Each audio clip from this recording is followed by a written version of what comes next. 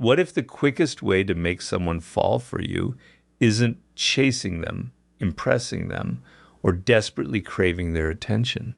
What if the real thing that makes you more desirable is learning how to stand fully on your own 2 feet? Most people ruin attraction before it ever gets the chance to bloom. They text too often, over-explain themselves, give too much too soon, and try hard to prove they deserve to be loved. But attraction doesn't come from desperation. It comes from curiosity, confidence, emotional depth, and the sense that there's something about you that can't easily be replaced. When you stop trying to convince someone to pick you and start becoming someone you truly respect, everything shifts. Your attention starts to carry weight. Your presence becomes harder to ignore, and instead of running after their interest, you give them a reason to grow curious about yours. There's a powerful psychological gap between wanting someone and needing someone. Wanting creates movement. Needing creates pressure. When you truly like another person, there's nothing wrong with expressing that interest. The trouble starts when their reaction becomes the measure of your value. You send a text and instantly sit there waiting for a reply. You notice the silence and start inventing reasons for it. You shift the way you talk because you're scared of losing their attention. You start giving more than the relationship has actually earned, believing that if you just prove yourself enough, they'll finally pick you. But love can't be bargained for like a business deal. You can't talk someone into feeling something they simply don't feel. You can't manufacture emotional connection through nonstop availability. And you can't build real desire by losing yourself in the process. The strongest place to stand is different. You stay interested without becoming dependent. You show affection without giving up your identity. You offer attention without turning it into your currency for approval. You let another person see that you're interested, but you also let them realize that your life existed long before they showed up, and it will keep going whether they stay or walk away. That difference is felt right away. Someone who has their own direction carries themselves in a whole different way. They don't need to control every conversation. They don't need to prove how impressive they are. They aren't constantly scanning the other person's face, hunting for approval. They can actually listen because they're not busy performing. They can laugh freely because they're not calculating every reaction. They can show interest because rejection doesn't shatter who they are. This is the point where attraction starts to feel natural. You stop asking, how do I make this person fall for me? And instead start asking, who am I becoming? And does this person actually belong in that life? That single question shifts the entire emotional balance. Because when your own life feels empty, another person can easily become your whole emotional world. Their text becomes your excitement. Their silence becomes your anxiety. Their approval becomes your confidence. Their rejection becomes your humiliation. You start living based on their emotional weather. But when your life has real substance, your emotional center stays inside you. You have goals that pull your focus. You have work that pushes you to grow. You have interests that spark your curiosity. You have friendships and relationships that genuinely matter. You have standards. You have routines. You're building something. This doesn't mean pretending you're unavailable. It means actually having a life you refuse to abandon just for someone else's attention. There's a quiet mystery in that kind of person. Not because they're hiding who they are, but because they're not spilling everything at once just to win approval. They carry depth. There are stories behind their confidence. There are ambitions behind their calm. There are experiences shaping their opinions. Parts of their personality reveal themselves slowly through genuine connection. And that gives the other person something valuable, discovery. And discovery is what sparks curiosity. If you unload your entire emotional world in the first few conversations, constantly explain your feelings, constantly chase reassurance, and immediately make someone else the center of your universe, there's barely any room left for natural discovery. But when you stay authentic and let the relationship unfold at its own pace, curiosity gets the space it needs to grow. This doesn't mean playing mind games. Don't deliberately go quiet just to make someone chase you. Don't delay every reply as some kind of strategy. Don't pretend to be busy when you're not.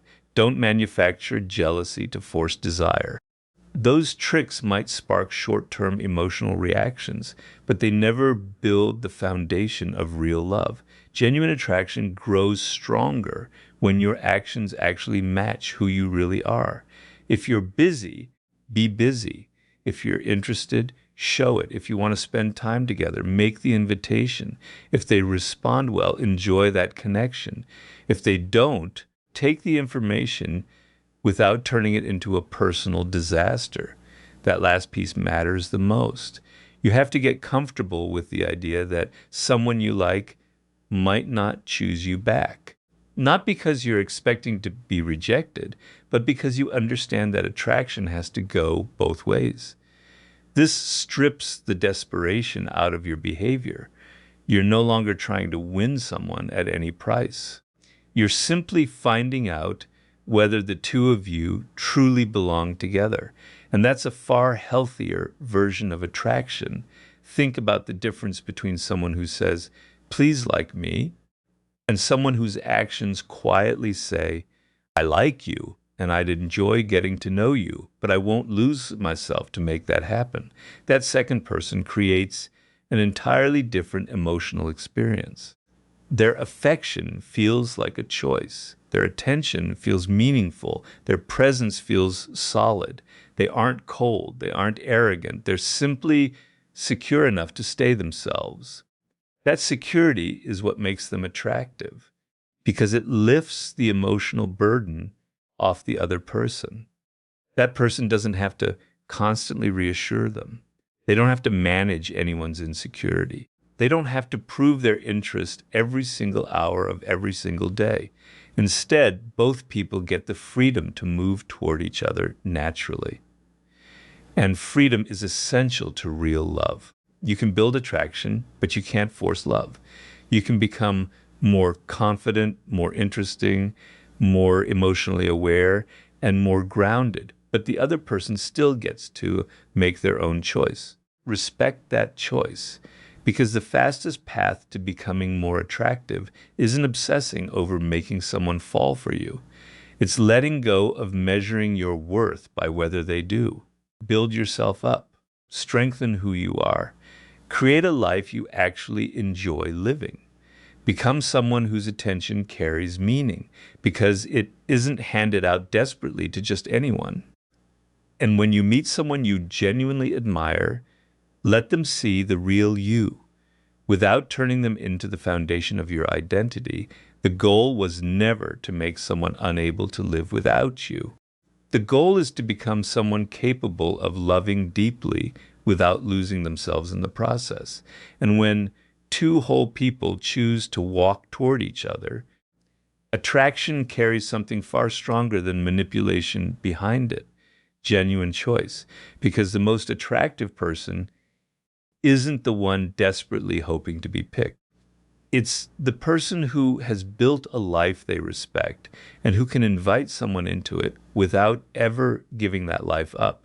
There's something even more powerful than trying to impress someone, and that's making them feel truly understood. Most people treat attraction like a performance. They think about what to say, how to look impressive, which stories to tell, and how to appear more desirable. They pour so much energy into presenting themselves that they forget one of the simplest truths about human connection. People are deeply drawn to those who make them feel seen. When someone senses that you're genuinely paying attention to them, not just waiting for your turn to talk, that experience can hit surprisingly deep. Think about the rare people you still remember years later. It's not always because they were the funniest, the most attractive, or the most successful person in the room. Sometimes you remember them because they noticed something about you that everyone else missed. They remembered a small detail you mentioned weeks earlier. They asked about something that actually mattered to you. They listened without constantly steering the conversation back to themselves. You felt truly visible around them. That feeling alone can become the start of real emotional connection. But there's a real difference between genuinely understanding someone and studying them like a strategy. If you approach someone else thinking, I need to find out exactly what makes them vulnerable so I can get them to fall for me, you've already turned connection into manipulation. Real closeness needs curiosity, not exploitation. Instead of hunting for weak spots, look for what actually matters to them. What do they care about? What lights them up when they talk about it? What experiences shaped how they see the world? What dreams do they rarely talk about? What do they value even when no one's watching? What kind of life are they trying to build? These are the questions that take you past surface level attraction, because looks might grab attention, but emotional understanding is what creates depth. Picture talking to someone who keeps cutting you off because they're too busy thinking of their next impressive story. Sure, you might notice their confidence, but sooner or later you realize they're not actually interested in you. They're interested in how you see them. Now picture someone who's confident enough to actually listen. They ask a thoughtful question. They remember what you said. They pick up on it when your tone shifts. They understand there are feelings behind your words. They don't interrogate you. They don't push you to open up. They just give you enough room to feel comfortable being yourself. That kind of presence can feel rare and safe. And safety matters because people almost never show their deeper side when they feel judged. If you want a real emotional connection, learn to listen without jumping straight to fixing everything. Sometimes a person isn't asking for a solution. They're asking to be understood. Sometimes they're not looking for advice. They're just trying to work through their own feelings by saying them out loud. If you keep interrupting that process with solutions, comparisons, or stories about yourself, you might accidentally send the message that their experience matters less than yours. Instead, stay present. Ask questions that help them dig into what they really mean. Listen for the feeling underneath the words. Pay attention to what excites them. Pay attention to what they avoid. Pay attention to what makes them laugh for real. But remember, paying attention should build understanding, not judgment. Everyone is full of contradictions. A person can be confident in one area of life and unsure in another. Someone can seem independent while quietly craving deep connection. A person can be ambitious and still be afraid to fail. Someone can hold strong opinions while feeling completely unsure about their future. Don't rush to label these contradictions. Just let them exist. People are complicated, and real attraction grows deeper once you become interested in the whole person instead of just the image they show the world. This also means resisting the urge to constantly try to impress. Not every conversation has to prove how smart you are. You don't need the wittiest comeback. You don't need to turn every story into proof of your success. Sometimes the strongest move is letting the other person have the spotlight, not as a trick to make them like you, but because you're genuinely curious about who they are. And something shifts once you stop performing. You relax. They relax. The conversation stops feeling calculated. Instead of two people chasing approval, you get two people actually getting to know each other. That's where real chemistry has the room to grow. There's another piece to this too. Remember what people tell you. If they mention a goal that matters to them, bring it up again later. If they share something they love, hold on to that. If they describe a moment that changed them, don't brush past it. Small acts of attention say something huge. They say, what you tell me matters. This doesn't take grand gestures. Sometimes it's one simple question. Sometimes it's remembering one small detail. Sometimes it's noticing they're quieter than usual. Sometimes it's just putting your phone down and giving them your full attention. These small moments add up. They build a sense of emotional closeness. And that closeness can turn into real attachment because the person starts connecting your presence with feeling understood. But don't mistake this for becoming their therapist. A healthy connection goes both ways. You should listen, but you should also let yourself be known. You should try to understand them, but they should get curious about you too. You should help create emotional safety, but you're not responsible for healing every wound they carry. The strongest bond isn't one person constantly giving while the other constantly takes. It's two people slowly opening up and discovering that their values, personalities, and hopes actually line up in meaningful ways. This is why the quickest route to deeper attraction isn't learning how to control someone's emotions. It's learning how to build a space where real emotions are free to show up. Don't listen just because you want them to fall for you. Listen because you genuinely want to know who they are. Don't remember little details just to look attentive. Remember them because that person matters enough to you that you actually care. Don't ask questions just to keep them talking. Ask because their inner world genuinely interests you. When your attention is sincere, people can feel it. And that sincerity creates something no trick or tactic can fake, the feeling of being truly seen. Once someone feels safe enough to be understood instead of impressed, attraction can start shifting from simple interest into a real emotional bond. There's a stage in attraction where attention by itself stops being enough. Someone might enjoy being around you, appreciate who you are, and even feel completely comfortable with you. And yet something is still missing. There's no anticipation, no sense of discovery, no feeling that there's more still to learn. Everything already feels known, already explained, already handed over. And once there's nothing left to discover, curiosity starts to fade. This is where mystery comes in, but it's important to understand what mystery actually means. It doesn't mean lying. It doesn't mean pretending to be unavailable. It doesn't mean deliberately confusing someone or holding back affection just to make them anxious. Those are games, and games eventually wreck trust. Real, healthy mystery is simply the space that lets two people discover each other little by little. You don't dump your entire emotional world into one conversation. You don't share every dream, fear, wound, achievement, and secret just because you want someone to feel close to you right away. You let connection build naturally on its own time. Think about a great story. If the whole ending gets revealed in the first 5 minutes, the audience has no reason left to stay curious.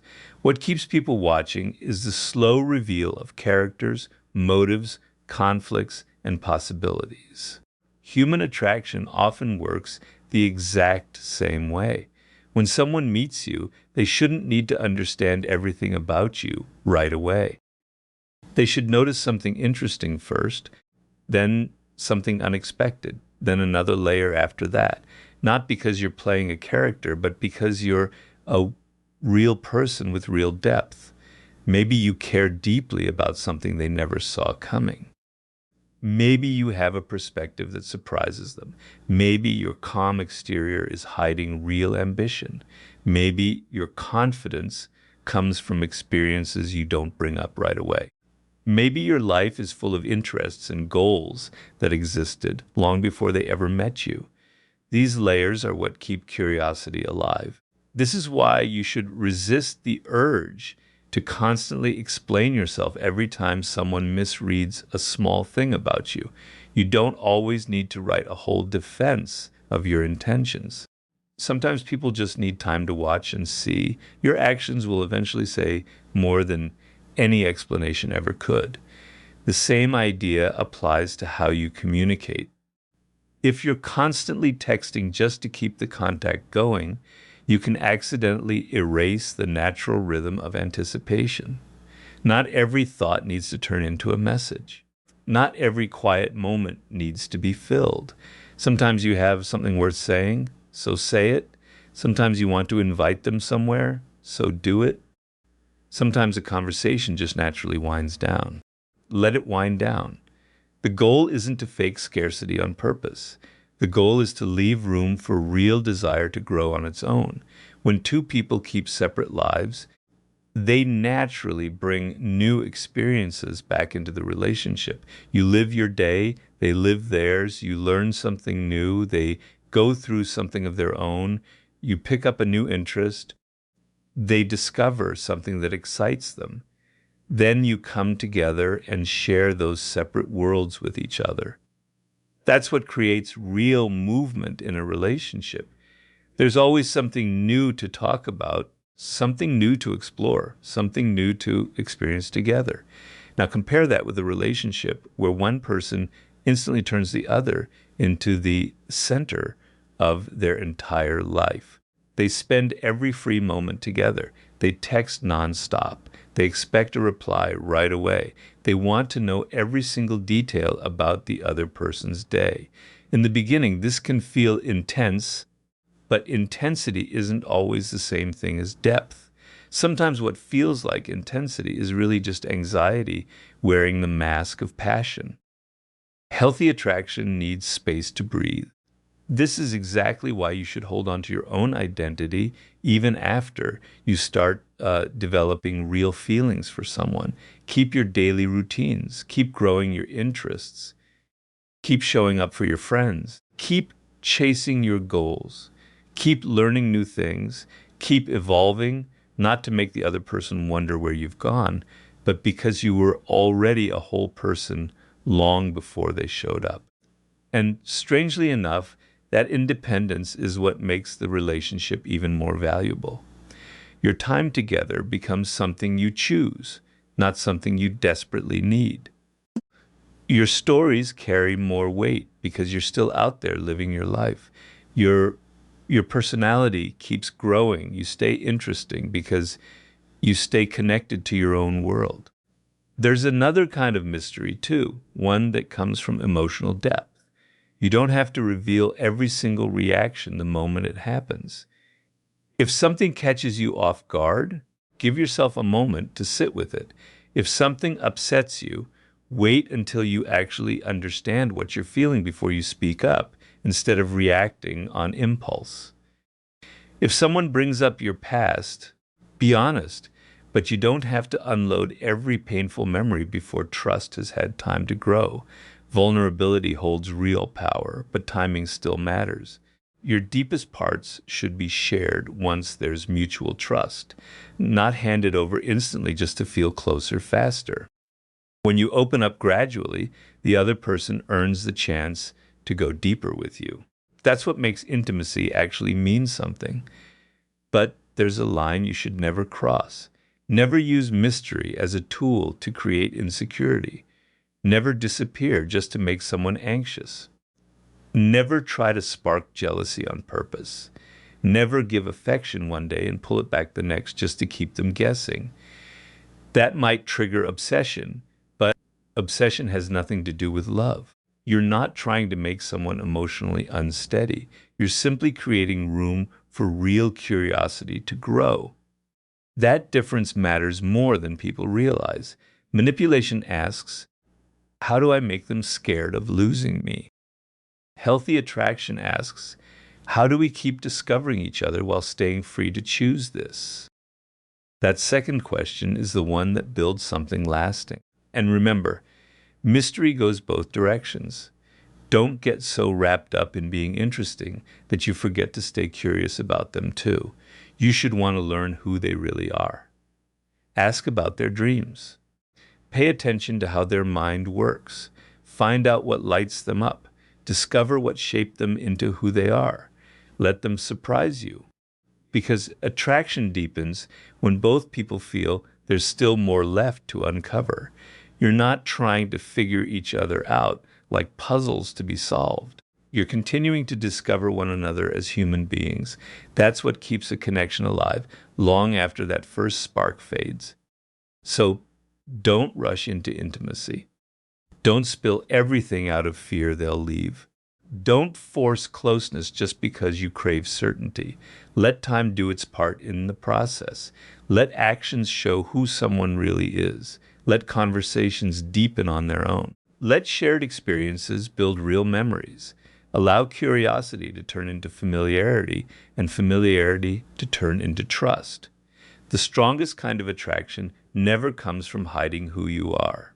It comes from having enough depth that there's always another honest layer waiting to be found. Don't fake mystery just to make someone chase you.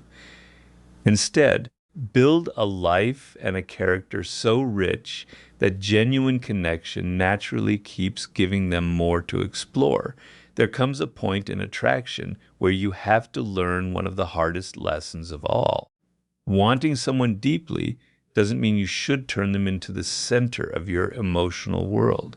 In fact, one of the quickest ways to weaken a promising connection is by becoming so focused on keeping their interest that you stop living your own life.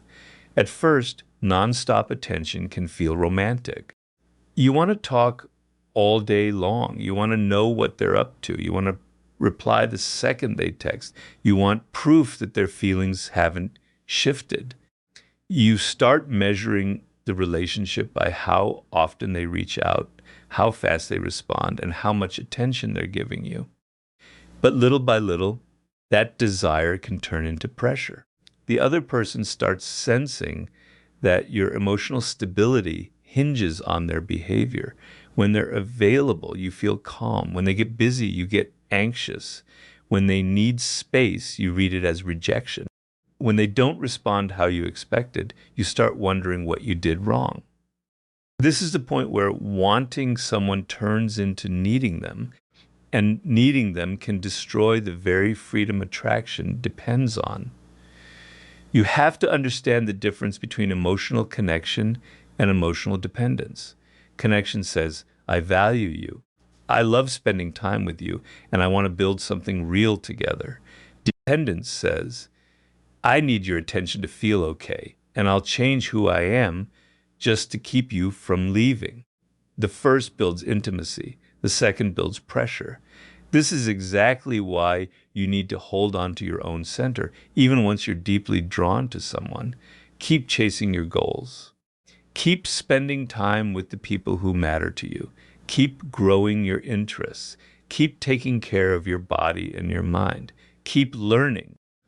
Keep building the life you were already creating before this person walked into it. You're not doing any of this to make them jealous.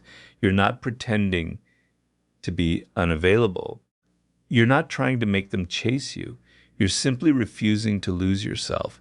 And there's something genuinely magnetic about someone who can love deeply without losing who they are. Picture two people who truly enjoy each other's company. They talk, they laugh, they share experiences, and they grow emotionally closer. But neither one needs constant reassurance to feel secure. They can spend time apart without assuming the relationship is falling apart. They can focus on their own responsibilities without feeling guilty about it. They can miss each other without letting that feeling spiral into anxiety. There's room to breathe, and within that room, desire has space to exist. This is why you should never mistake constant contact for real emotional closeness. You could talk to someone 12 hours a day and still barely understand how they truly think. You could spend every single evening together and still feel emotionally distant. And you could spend time apart while actually growing more grateful for each other's presence. The quality of a connection matters far more than how often you're in touch. When you're together, be fully present. When you're apart, go live your life. That kind of balance builds a healthier form of attraction. It also protects you from a dangerous habit, chasing reassurance every time uncertainty shows up. You don't need to ask, "Do you still like me?" Every time their behavior shifts even slightly. You don't need to dissect every message looking for hidden meaning. You don't need to panic just because they had a long day. You don't need to invent little tests to measure how they feel. If something genuinely worries you, talk about it directly, but don't turn every passing moment of uncertainty into a full-blown emergency. Trust grows partly through learning how to sit with uncertainty. You will never know exactly what someone else is thinking at every single moment, and honestly, you don't need to. A mature relationship isn't built on constantly monitoring someone's emotions. It's built on communication, consistency, respect, and freedom. This is also where having standards matters. Being drawn to someone doesn't mean accepting whatever they do. You should know what you value in a relationship.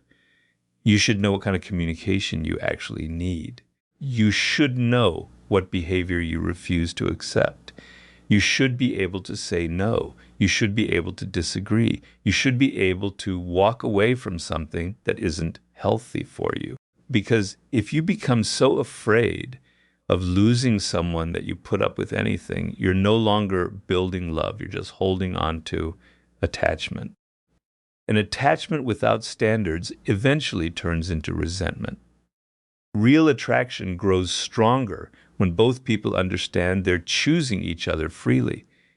You don't need to control the other person. You don't need to keep tabs on them. You don't need to make them afraid of losing you. You just need to stay grounded in who you are. If they choose you, that's beautiful. If they need space, respect it. If they open up honestly, meet them with the same honesty. If they consistently show real interest, let the relationship grow deeper. If they keep showing you they don't want the same thing, accept the truth instead of trying to force a different outcome. Your worth should never depend on winning someone over. This matters especially because some people mistake emotional distance for power.